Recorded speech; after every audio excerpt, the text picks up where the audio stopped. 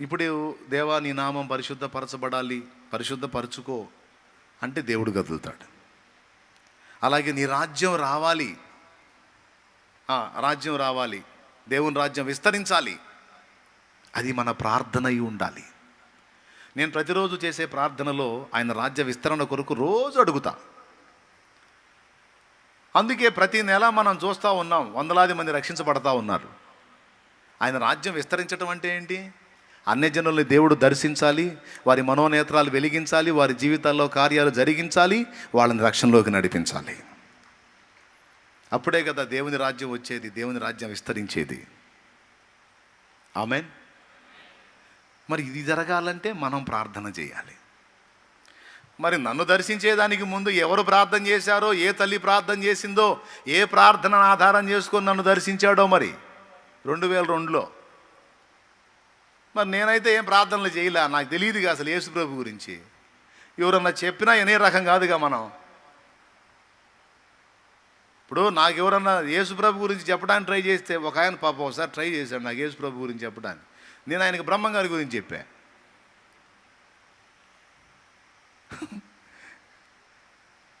ఆయన కాసేపు మాట్లాడా, ఈ మండిగట్టం ఇన్ని రకం కాదని వెళ్ళిపోయాడు. నిజం, వినను, ఎవడో చెప్పినా వినను. పోయి నాకంటూ నాకు తెలుసా, తెలిసావదు. అలాంటి బతుకు అది.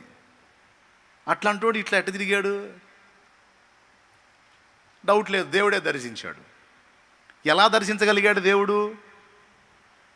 ఏ తల్లి ప్రార్థన చేసిందో, ఏ తండ్రి ప్రార్థన చేశాడో, ఏ మహానుభావుడు ప్రార్థన చేశాడో, నా కోసం ఎవరు చేతులెత్తారో, లేకపోతే ఆంధ్ర రాష్ట్రంలో నాయన నీ సేవకులను లేవనెత్తు, నీ పాత్రను లేవనెత్తని పరిశుద్ధుల విజ్ఞాపన ఎలా జరిగిందో, ప్రార్థన ఎలా జరిగిందో, ఏ ప్రార్థనను ఆధారం చేసుకుని నన్ను దర్శించాడో మహారాజు, మొత్తానికి దర్శించాడు. ఒట్టికైతే కాదు, ఎవరో ఒకరి ప్రార్థనను ఆధారం చేసుకొని దర్శిస్తాడు. అర్థమైందా? ఇప్పుడు మీరందరూ రక్షించబడ్డారంటే మీకోసం ఎవరు మొరపెట్టారో, లేకపోతే మీరు అంత తేలిగ్గా మారే రకాల మిడిమేళంగా నడమంత్రంగా టూరేగారో మీరు దేవుని ఎరకముందు. దేవునికి స్తోత్రం. ఇప్పుడు హల్లెలూయా ప్రభువా స్తోత్రం నాయన స్తోత్రం అనుకుంటూ తిరుగుతున్నారు. అంతకుముందు ఎట్టున్నారో? మీ మార్పు కోసం ఎవరు కన్నీరు విడిచారు? మొత్తానికి ఎవరో ఒకరి ప్రార్థనను ఆధారం చేసుకోకుండా దేవుడు దిగి రావడానికి లేదు. ఇప్పుడు చెప్పండి, ప్రార్థన చేయాలా లేదా మనం? ప్రార్థన అంటే ఏంది? మనకున్న సమస్యలన్నీ తీర్చమని దేవుని అడగటమా? దేవుని సంకల్పాలు భూమి మీద నెరవేరడానికి మనం కోరుకొనుట ఏ ప్రార్థన, అది దాని అసలు అర్థం. అదే ప్రార్థన నేర్పు ప్రభువా అని శిష్యులు అడిగితే అయ్యే ముందు చెప్పింది ప్రభు. పరలోకమందున్న మా తండ్రి, నీ నామం పరిశుద్ధపరచబడునుగాక, నీ రాజ్యం మాకు వచ్చునుగాక, నీ చిత్తం పరలోకమందు నెరవేరుచున్నట్లు భూమి అందును నెరవేరునుగాక అని మీరు కోరుకోండి అన్నాడు. తర్వాత మీకు కావలసిన ఆహారం అడగండి, తర్వాత క్షమించమని కోరుకోండి, మీరు కూడా ఇతరులను క్షమించండి, తర్వాత దుష్టుడి చేతిలో పడకుండా తప్పించమని కోరుకోండి. నేను 3 సంగతులు చెప్పాడు. రాజ్యము మహిమ ఘనత సమస్తము దేవుని గనుక ఆయనకి ఇవ్వండి, ఆయనకి చెల్లించండి ఆయనకి అని చెప్పాడు. కాబట్టి ప్రార్థన అనగా దేవుని సంకల్పాలు భూమి మీద నెరవేరునట్లు మనం కోరుటయే ప్రార్థన. ఎక్కడికి వెళ్తున్నావు? ప్రార్థన చేసుకోవడానికి వెళ్తున్నాను. రైట్, వెళ్ళి మోకాళ్ళు వేస్తావు. మనోళ్ళు ప్రార్థన చేసుకోవడానికి వెళ్తారు కదా, మనోళ్ళ ప్రార్థన ఏందో నేను చెప్తా.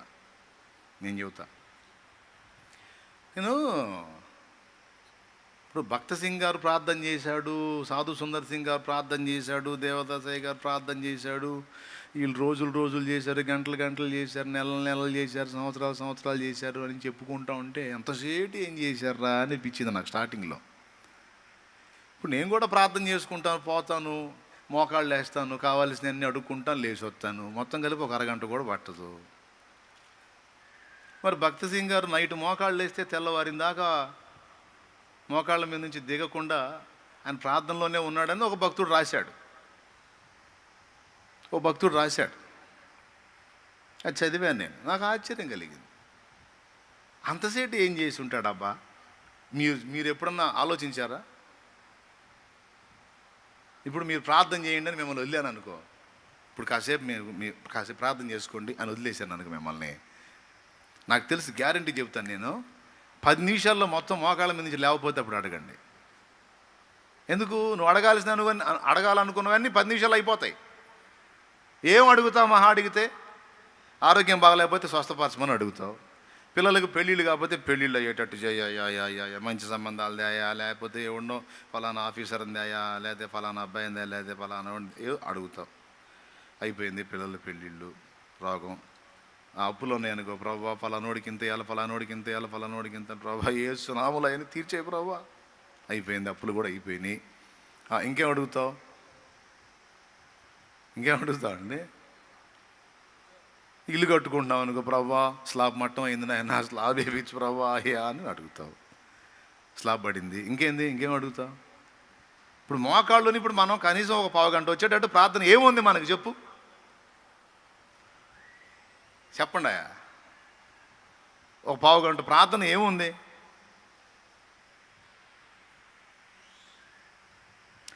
ప్రార్థన అంటే ఇంత టైమే పట్టిద్ది. వాళ్ళు అసలు నైట్ మోకాళ్ళు వేసి తెల్లారిందాక ఏం చేశారమ్మా? నాకు అర్థం కాదు.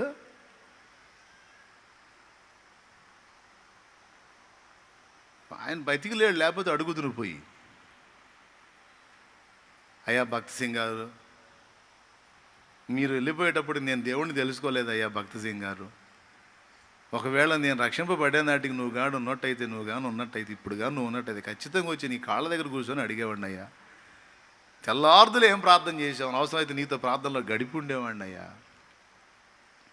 ఏం చేసావయ్యా అంతసేటు ప్రార్థన?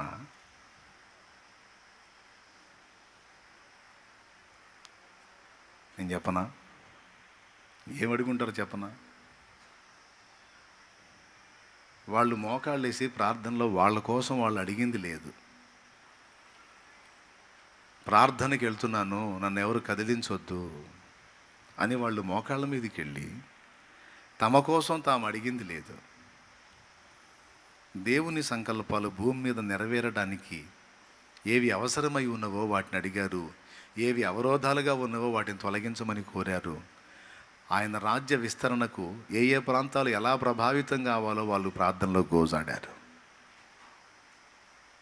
ఏ ప్రాంతాలు ప్రభావితం అవ్వాలి, ఎన్ని రకాలుగా ప్రభావితం అవ్వాలి, మనుషులు ఎలా ఉన్నారు, ఎలాంటి స్థితిలో ఉన్నారు, వాళ్ళు ఎలా అయిపోతున్నారు, వాళ్ళు ఎలా బాగుపడాలి, అనేక మంది మనుషులను గుర్తు చేసుకున్నారు. వ్యభిచార వృత్తిలో అనేక మంది బతుకుతున్నారు, వాళ్ళు అందులోనే నశించిపోతున్నారు. ప్రభువా వాళ్ళ సంగతి ఏమిటి నాయన?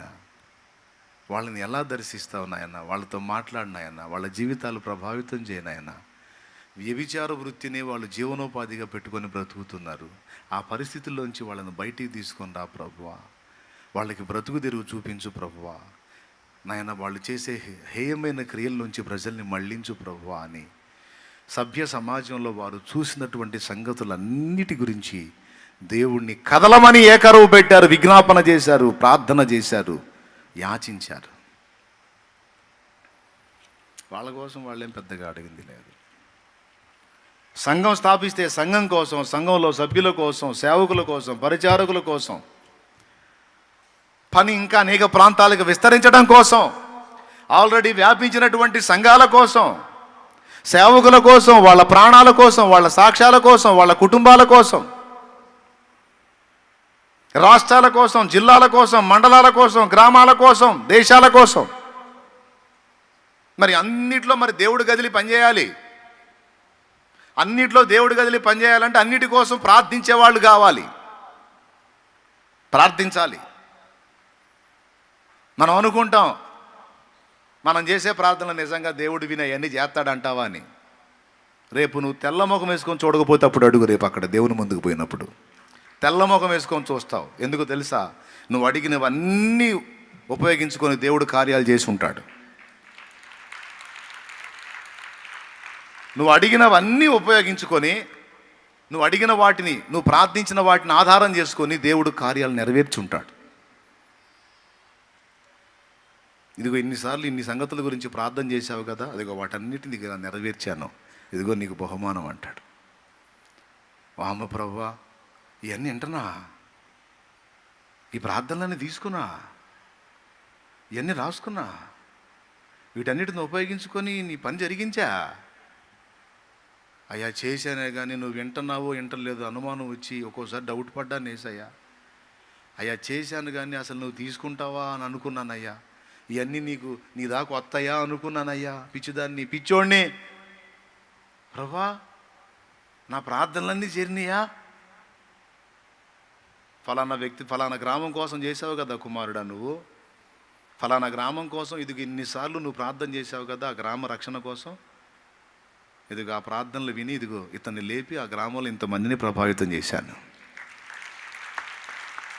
ఫలానా ప్రాంతం కోసం ఫలానా ప్రాంతం పట్టబడాలని చేసావుగా నా కుమారి, ఫలానా గ్రామం రక్షింపబడాలని చేసావుగమ్మా, చాలా ప్రార్థనలు చేసావు, కన్నీళ్ళు గార్చి అదిగో కన్నీళ్ళు ఈ బుడ్డిలో దాచిపెట్టాను, అదిగో ఆ ప్రార్థనలన్నీ విని ఆ గ్రామంలోనే ఒకరిని దర్శించాను, అతడు లేచి ఇదిగో ఆ గ్రామంలో ఇంతమందిని ప్రభావితం చేశాడు, ఇదిగో వీళ్ళందరి రక్షణ ఫలంలో నీకు భాగం ఉందమ్మా, నీ ప్రార్థన ఉంది, ఇదిగో బహుమానం అంటాడు. రేపు తెల్ల మొఖం వేసుకొని చూస్తావు నువ్వు.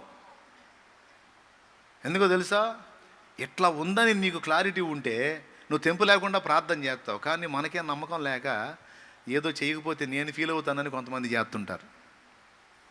మళ్ళీ శాలేమన్నా అడుగుతాడు, ప్రార్థన చేస్తున్నావా అంటాడు, చేయట్లేదు అన్నయ్య అంటే ఫీల్ అవుతాడు. ఎందుకు?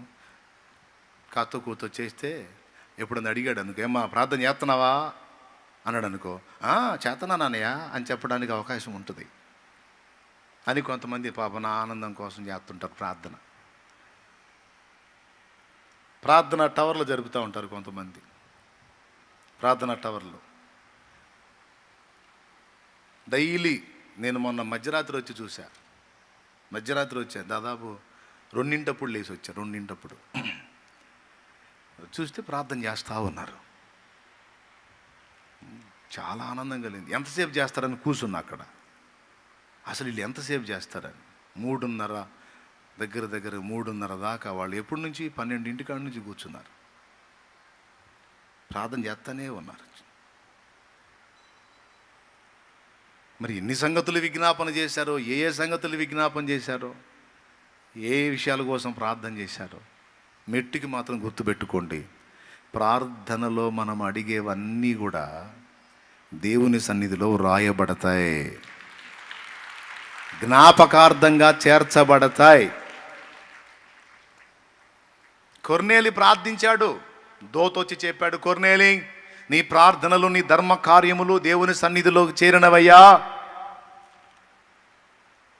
ఆ ప్రార్థనకు జవాబు ఇవ్వడానికి నన్ను పంపాడయ్యా. నువ్వు అడిగావుగా, దేవా నీవెవరివి, నిన్ను ఎలా తెలుసుకోగలను, నేను ఎలా రక్షింపబడగలను, నా ఆత్మ ఎలా విమోచింపబడుతుంది, నాకు దిక్కేమిటి అని అడిగావుగా కొర్నేలి. నీ ఆత్మ రక్షణార్థం ఏ మాటల చేత నీవు రక్షణ పొందగలవో ఆ మాటలు నీకు చెప్పడానికి నిర్ణయించబడిన వాడు సీమోను పేతురు. అతడు యొప్పేలో దిగున్నాడు. చర్మకారుడైన సీమోను అనువాని ఇంట పేతురు అనేవాడు దిగున్నాడు. అక్కడికి మనుషుల్ని పంపించి ఆ సీమోను పేతురుని రప్పించుకో, ఏ మాటల చేత నీవు రక్షణ పొందుతావో ఆ మాటలు అతడు చెప్తాడు. నువ్వు అడిగావుగా, ప్రార్థన చేసావుగా, వచ్చింది అక్కడికి. నీకు రక్షకుడిని పరిచయం చేసే వ్యక్తి అక్కడ ఉన్నాడు, అతన్ని పిలిపించుకో, అతను చెప్తాడని ప్రార్థనకు జవాబిచ్చి వెళ్ళాడు. నా ప్రియమైన చెల్లి, అక్క, అన్న, తమ్ముడు, నీకు వందనాలు చేసి ప్రేమతో చెప్తున్నా, ఆశువుగా మనం చేసే ప్రార్థనలు సైతం దేవుడి దగ్గరికి పోతాయి. పోవు అనుకోవద్దు, దేవుడు వాటిని తీసుకోడు అనుకోవద్దు, వాటిని వినడు అనుకోవద్దు. నేను ఎక్కడ కూర్చొని ఏదో మొత్తుకుంటున్నాను కానీ దేవుడి దగ్గరికి చేరతాయి అంటావా అనుకోవద్దు. నీ ప్రార్థన వినబడింది అన్నాడు. కొర్నేలి నీ ప్రార్థన వినబడింది, హిజ్కియా నీ ప్రార్థన వినబడింది, జకర్యా నీ ప్రార్థన వినబడింది, దానియేలు నీ ప్రార్థన వినబడింది. నా సోదరి, నీ ప్రార్థన కూడా వినబడింది అక్కడ. నా సోదరుడా, నీ ప్రార్థన కూడా వినబడింది, అంతేకాదు రాయబడింది. గుర్తుపెట్టుకో. ప్రార్థనలు చేసి మనం మర్చిపోతామేమో కానీ మన ప్రార్థనలను తన యొద్దకు తీసుకున్న దేవుడు ససేమిరా వాటిని మర్చిపోడు.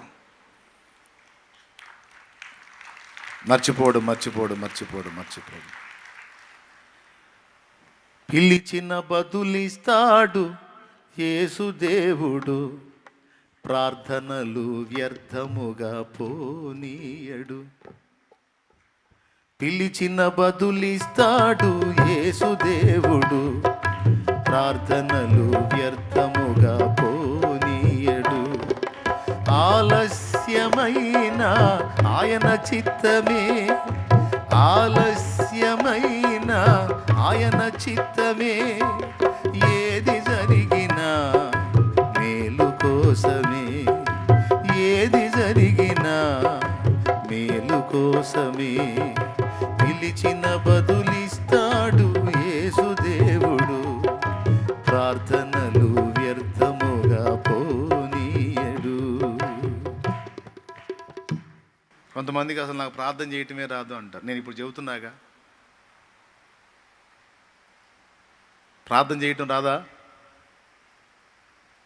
దేవుని సంకల్పం భూమి మీద నెరవేరునట్లు అన్ని విషయములు మనం కోరుట ఏ ప్రార్థన.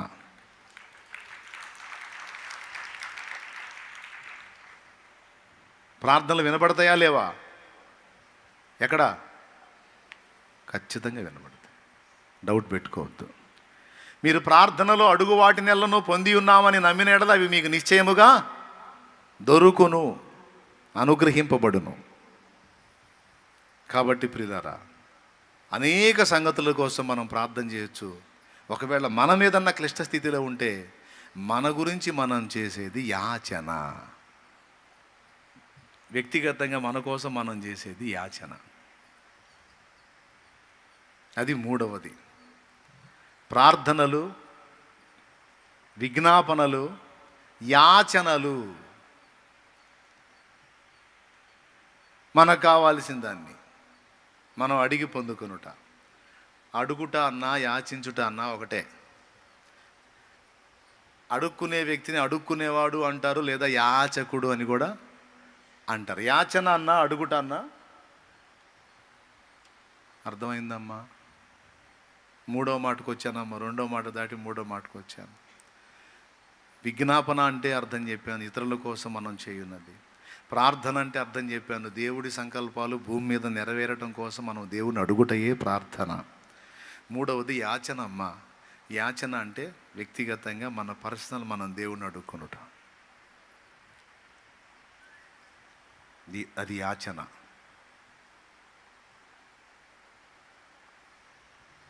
భిక్షగాడిని ఏమంటామండి? అడుక్కునేవాడు అంటాం. రెండవది యాచకుడు అంటాం. మూడవది భిక్షగాడు. అవునా? 3 పేర్లు. అందులో అడుక్కునేవాడు ప్రార్థన అయిపోయింది. ఇప్పుడు యాచన, అడుగుట. మనకు కావాల్సినవేవో దేవునిని అడుగుట. మీకు తెలుసా, మనందరం భిక్షగాళ్ళ పాత్ర పోషించిన వాళ్ళనే. మీరు కూడా భిక్షగాళ్లే గతంలో. తెలుసా మీకు? తెలుసా? ఎలాగో నేను చెబుతా. 5 ఏళ్ల వయసు వచ్చిన దగ్గర నుంచి మాట్లాడటం నేర్చుకుంటాం, ఫ్యామిలీతో సంభాషించడం నేర్చుకుంటాం. ఇక పెన్సిల్ దగ్గర నుంచి, పుస్తకం దగ్గర నుంచి, స్కూల్ ఫీజు దగ్గర నుంచి, కొనుక్కొని తినడానికి దగ్గర నుంచి అడుక్కునే బతికేగా మంది. అమ్మా రూపాయి, నానా రూపాయి. అమ్మా ధర్మం చేయి, అయ్యా ధర్మం చేయి.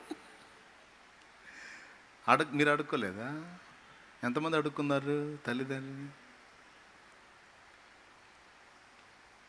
అడిగి తీసుకున్నావా, లేకపోతే డిమాండ్గా లాక్కున్నావా? మర్యాదగా డిమాండ్గా జేబులో చేపెడితే వాళ్ళ చేయి ఆడుంటుంది, చెంప మీద ఉంటుంది.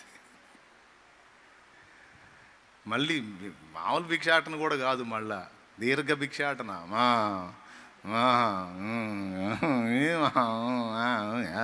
నాయన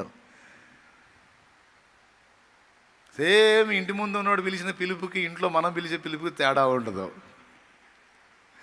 అమ్మా ధర్మం చేయమ్మా అమ్మా అని బయట. సో యాచన అది వ్యక్తిగతంగా మనల్ని గూర్చి, మన సమస్యలను గూర్చి మనల్ని దేవుని అడుగుట, అది కూడా చేయొచ్చు. 4వది కృతజ్ఞతాస్తుతులు. 4వ మాట ఏంటండి?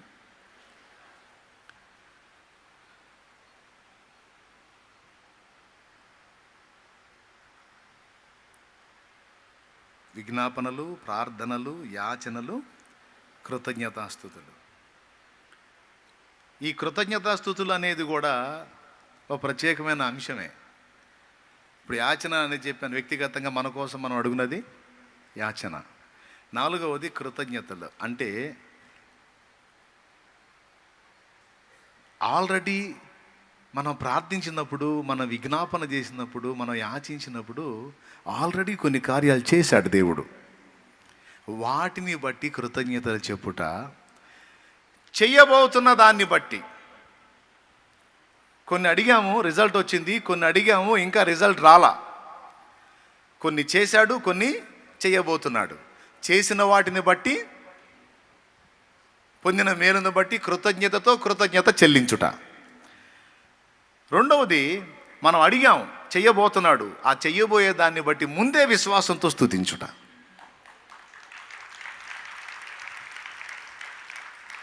నేను ఇందాక ప్రార్థన చేసేటప్పుడు, ప్రభువా నీ బిడ్డలు ఎంతో ఆశతో ఆసక్తితో నీ పాదాల చెంతకు వచ్చారు, నీ బిడ్డల్ని దర్శించు, వారితో మాట్లాడు, నాతో మాట్లాడు, ఉపదేశాన్ని అడ్డగించే దుష్టశక్తులను బంధించు, యేసు నామంలో అడిగి పొంది ఉన్నామని నమ్మి స్తుతిస్తున్నాము తండ్రి అన్నాను. ప్రసంగం కాకముందే స్తుతి అయిపోయింది. ప్రసంగం ఇంకా పూర్తి కాల, మొదలుపెట్టా. కానీ ప్రసంగ ప్రారంభంలోనే దేవుడు మాట్లాడినందుకు విశ్వాసంతో దేవుని కృతజ్ఞతలు చెల్లించేశా. గొప్ప విశ్వాసం అంటే కార్యం జరిగిన తర్వాత స్తుతించేది కాదు, కార్యం జరగక మునిపే కృతజ్ఞతలు చెప్పేది గొప్ప విశ్వాసం. లాజరు బయటికి రాని లాజర్ను పిలవక ముందు యేసయ్య ఏమన్నాడో తెలుసా? తండ్రి, నా మనవులు ఎల్లప్పుడూ వినుచున్నందుకు నీకు కృతజ్ఞతలు. ఇప్పుడు కూడా నువ్వు వింటున్నందుకు నీకు కృతజ్ఞతలు. ఎల్లప్పుడూ వినుచున్నావు, నీ కృతజ్ఞతలు. ముందు థ్యాంక్స్ చెప్పేశాడు. చూడండి, యోహాను సువార్త 11వ అధ్యాయము 41వ వచనం. అది 41 అట చూడు. అంతటా వారు ఆ రాయి తీసివేసిరి. యేసు కన్నులు పైకెత్తి, తండ్రి, నీవు నా మనవి వినినందున నీకు కృతజ్ఞతాస్తుతులు చెల్లించుచున్నాను. నీవు ఎల్లప్పుడూ నా మనవి వినుచున్నావని నేను ఎరుగుదును. ఒక మాట, అసలు ఏం మనవి చేశాడండి? అదే వింత. అండర్లైన్ చేయండి దాన్ని. తేలిక మాట కాదు. తండ్రి, నీవు నా మనవి వినినందున నీకు కృతజ్ఞతాస్తుతులు చెల్లించుచున్నాను అన్నాడు. అసలు ఏం మనవి చేశాడు?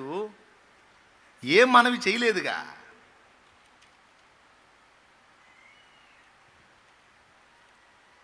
ఏమన్నా చేశాడా?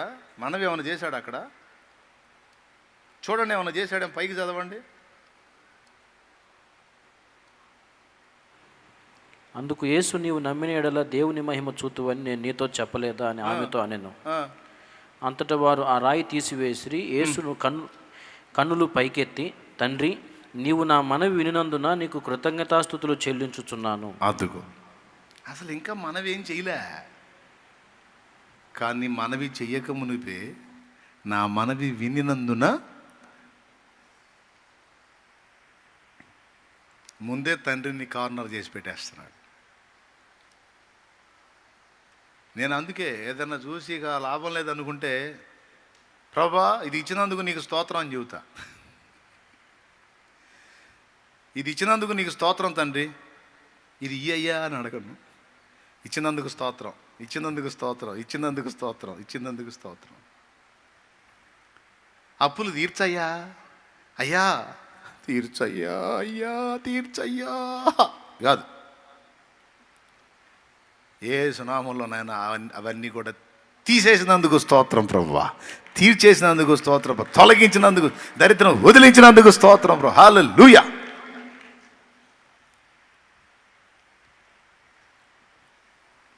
విశ్వాసంతో కృతజ్ఞతాస్తుతులు చేసిన వాటిని బట్టి కృతజ్ఞతతో చెల్లించుటే కాదు, చెయ్యబోతున్న కార్యాలను దేవుడు నిశ్చయంగా చేస్తాడని నమ్మితేనే స్తుతించగలం. హల్లెలూయా. దీనికి మీకు రెండవ రుజువు అపోస్తలుల దగ్గర చూపిస్తా. ఇక్కడ యేసయ్య ఇంకా చచ్చిపోయిన లాజరుని లేపలేదు, కానీ తండ్రి నీవు నా మనవి వినినందున నీకు కృతజ్ఞతలు చెల్లిస్తున్నాను అన్నాడు. ఇంకా మనవి చేయలే, కానీ ముందే చెప్పేశాడు వినినందున నీకు కృతజ్ఞతాస్తుతులు. అది కీలకమైన మాట. రెండవది, అపోస్తల కార్యంలో పౌలు శీలలు చెరసాల్లో వేయబడ్డ సన్నివేశాన్ని మీరు చూసినట్లయితే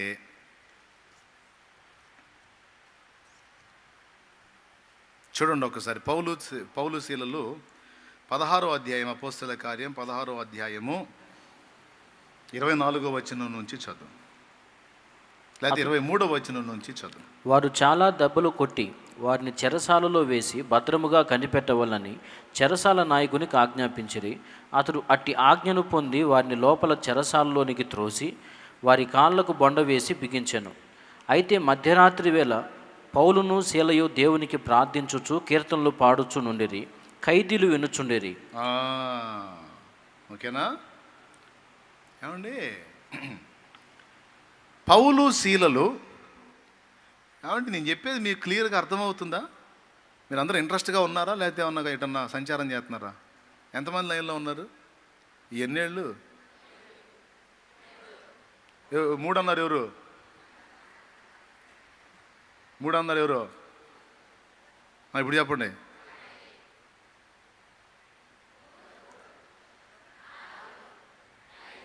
రైట్, ఇప్పుడు వచ్చారు లైన్లో. ఇందాక 2 చూపితే 3 అన్నారు. ఎటో వెళ్ళవాకండి. మీరు ఎటన్నా వెళ్ళారనుకో, నాకు బోల్డ్ అంత పని ఉంది, నేను కూడా లేచి ఎటో ఒకటి వెళ్తా. మీరు ఇటే ఏడే ఉండండి. పౌలు శీలలు ఖైదీలుగా జైల్లో వేయబడ్డారు. జైల్లో వాళ్ళని వేసి కాళ్ళు కదలకుండా బొండ వేసి బిగించాడు చెరసాల నాయుడు. కాళ్ళు కదలకుండా లోపల కూర్చున్నారు. కూర్చొని వాళ్ళు ముందు ప్రార్థన చేసి, అసలు ఆ సంఖ్యలు తెగకముందే, ఆ చెరసాలు కదలకముందే వాళ్ళు స్తుతిస్తున్నారు దేవుణ్ణి.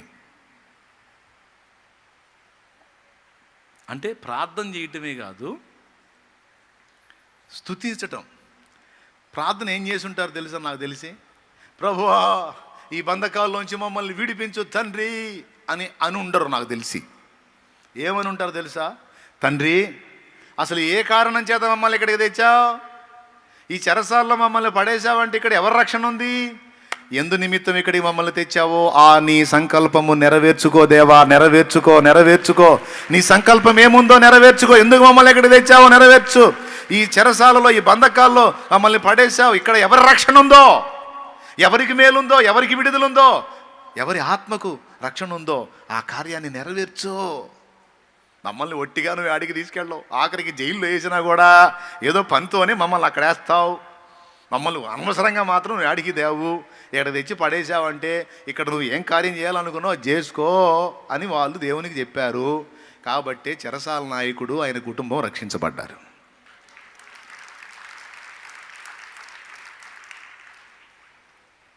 ఖచ్చితంగా అదే చేశారు వాళ్ళు. అయితే గొప్ప విషయం ఏంటంటే వాళ్ళు ఇంకా బయట పడకమునిపే సాంగ్స్ పాడారంట. యాకోబు రాసిన పత్రిక 5వ అధ్యాయం 13వ వచనం ఇలా రాస్తుంది చూడండి. యాకోబు రాసిన పత్రిక 5వ అధ్యాయం 13వ వచనం. మీలో ఎవరికైనా శ్రమ సంభవించినా అతడు ప్రార్థన చేయవలెను. ఎవరికైనా ఆగునా. మీలో ఎవరికైనాను శ్రమ సంభవించినా అతడు ప్రార్థన, రైట్, శ్రమ నుంచి విడుదల పొందినట్లు, అక్కడ దేవుడు రక్షణ కార్యం ఏం జరిగించబోతున్నాడు అది నెరవేరినట్లు వాళ్ళు ప్రార్థన చేశారు. ఓకే, ఫస్ట్ ఏం చేశారు? అక్కడ ప్రార్థన చేశారు. రెండోది ఏం చేశారు? కీర్తనలు పాడుచుండిరి. వాళ్ళ సంఖ్యలు ఇంకా తెగలేదు, బంధకాల్లోంచి ఇంకా వాళ్ళు బయట పడలేదు. కానీ ఆ బంధకాల్లోనే ఉండి వాళ్ళు ఏం చేశారో తెలుసా? సహజంగా అప్పులు తీరినాక మనం కృతజ్ఞత కూటం పెడతాం. లోన్ వచ్చి అప్పులు తీరినాక లోన్ వచ్చి అప్పులు తీరినాక, లేకపోతే ఏదన్నా సాయం దొరికి అప్పులు తీరినాక ఇక్కడికి ఫోన్ చేస్తారు, అన్నయ్య దేవుడు కార్యం చేశాడు అన్నయ్య, దేవుడు మిరప చేను బాగా పండింది అన్నయ్య, పొలం బాగా పండింది అన్నయ్య, అప్పులన్నీ పోయినాయి అన్నయ్య, కూటం పెట్టుకుందాం అనుకుంటున్నాం అన్నయ్య, ఎప్పుడు వస్తారు అన్నయ్య, డేట్ ఎప్పుడు ఇస్తారు అన్నయ్య అని అప్పులు తీరినా కృతజ్ఞత కూటం పెడతాం.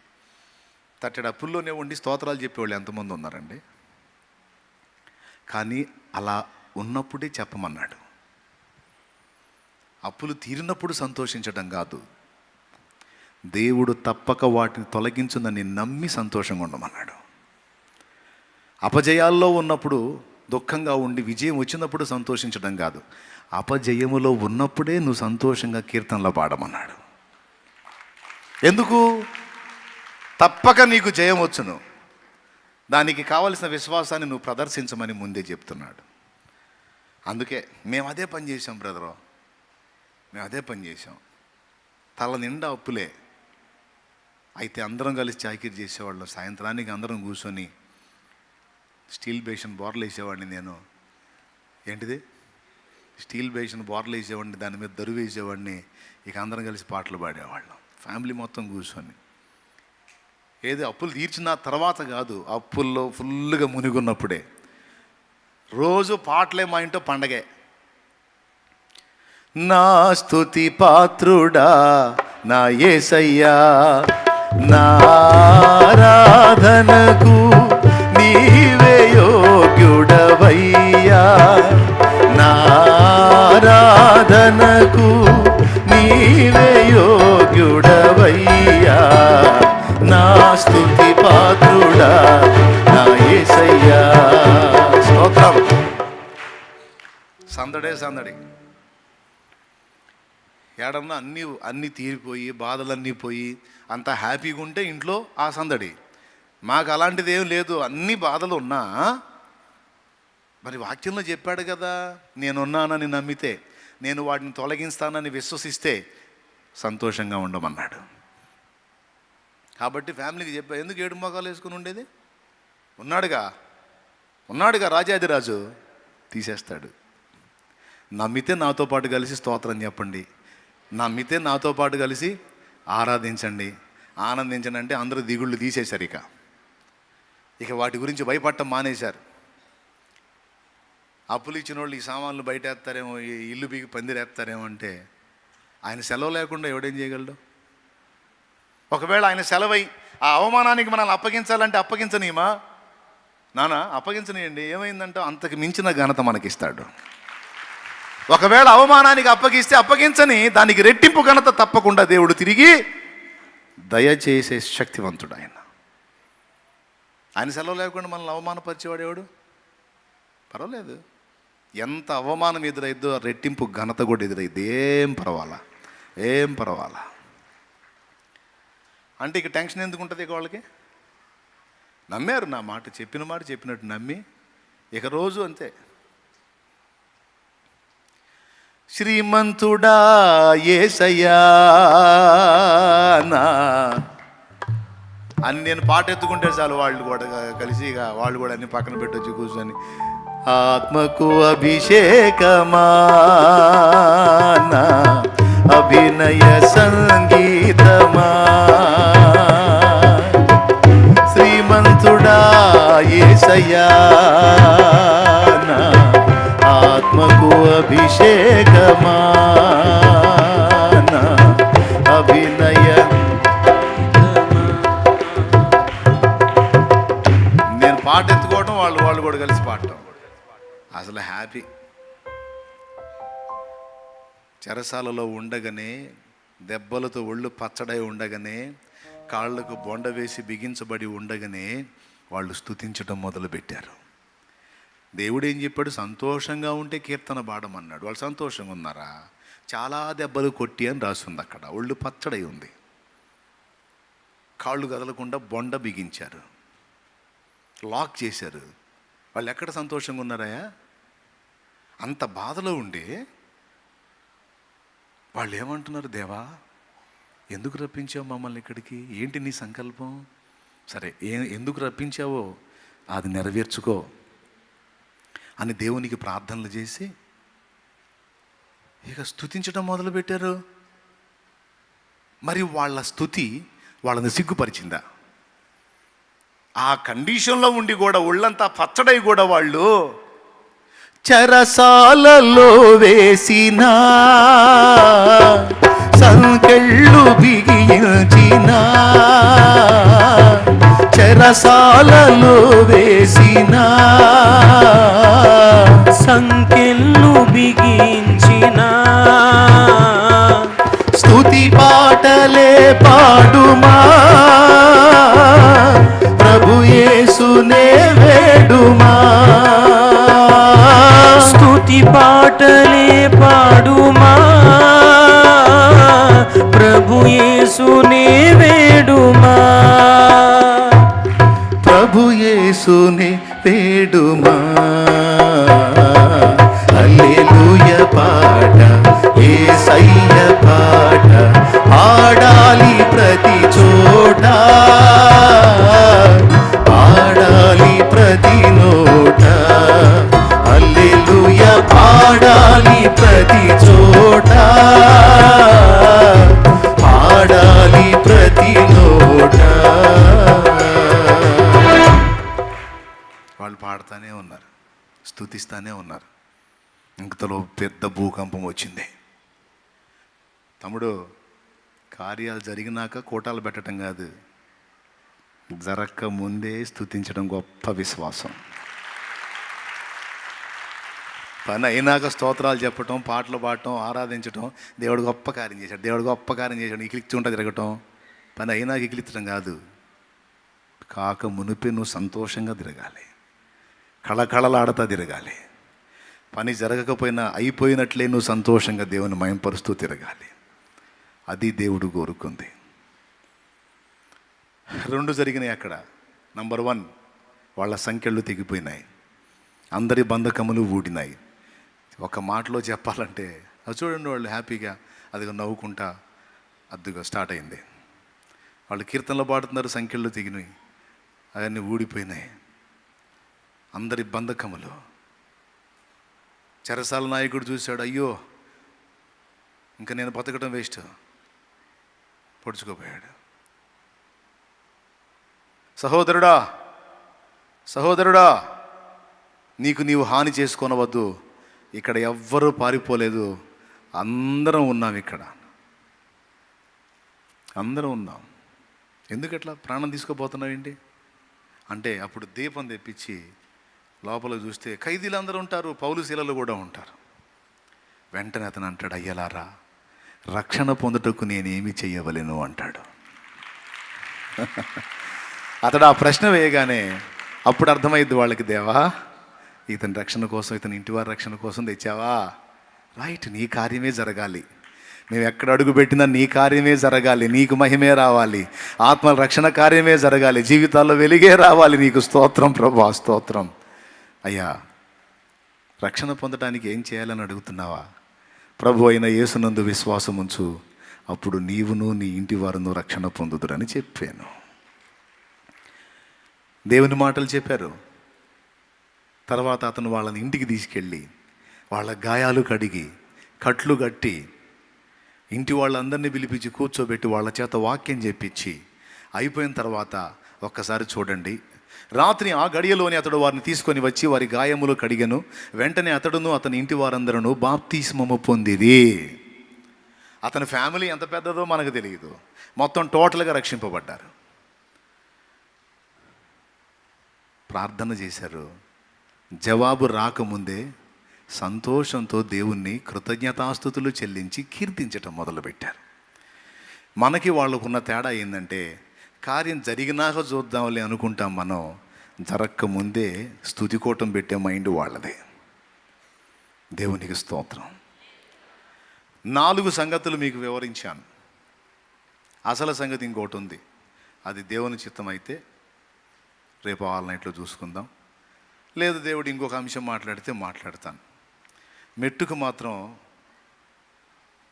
ఈ 4 విషయాలు దృష్టిలో పెట్టుకొని మనము నెమ్మదిగాను సుఖముగాను సంపూర్ణ భక్తి మాన్యతలు కలిగి జీవించున్నట్లు విజ్ఞాపన, యాచన, ప్రార్థన, కృతజ్ఞతాస్థుతులు ప్రతిదినం చెల్లించుట యందు ఎడతెగక ఉండండి, జాగ్రత్త పడండి.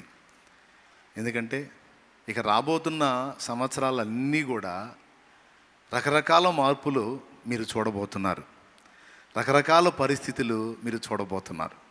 చూస్తారు, మీకు అర్థమైద్ది. ప్రతి సంవత్సరం గడిచే కొద్దీ ఆయన రాకడ దినములు దగ్గర పడుతూ ఉంటాయి. భూమి మీద మునుపెన్నడూ చూడని విపరీతమైన మార్పులను ఇక మున్ముందు రోజుల్లో మనం చూడబోతున్నాం. మొత్తం బైబిల్ చెప్పిన ప్రకారం నెరవేరిద్ది. మొత్తం లేఖనం ఎలాగూ చెప్పినో అచ్చుగుదినట్టు అక్షరమైన పొల్లైనా తప్పిపోకుండా నెరవేరిద్ది. ఓకేనా? కృతజ్ఞతాస్తుతులు అంటే ఏంటండి? దేవుడు చేసిన కార్యాలను బట్టి వాటిని జ్ఞాపకం తెచ్చుకొని కృతజ్ఞతతో స్తుతించటం, చెయ్యబోతున్న వాటిని బట్టి కూడా అయినాకనా లేకపోతే ముందేనా? ఎట్లా ఏడుపు కొట్టు మొహం వేసుకోనా లేకపోతే సంతోషంగానా? ఎంతమందికి విశ్వాసం ఉంది? అది ఏ సమస్య అయినా కానీ, ఏ బాధ అయినా కానీ, ఏ ఇబ్బంది అయినా కానీ, దేవా దాన్ని తీర్చినందుకు నీకు స్తోత్రం, నేను దాని గురించి టెన్షన్ పడను తండ్రి, నీకు అప్పచెప్పాను, నువ్వు చూసుకుంటావు, నీ సంకల్పం ఏదో నెరవేర్చుకో తండ్రి, నీకు స్తోత్రం అని దాన్ని బట్టి దేవుణ్ణి స్తుతించటం చాలా అవసరం.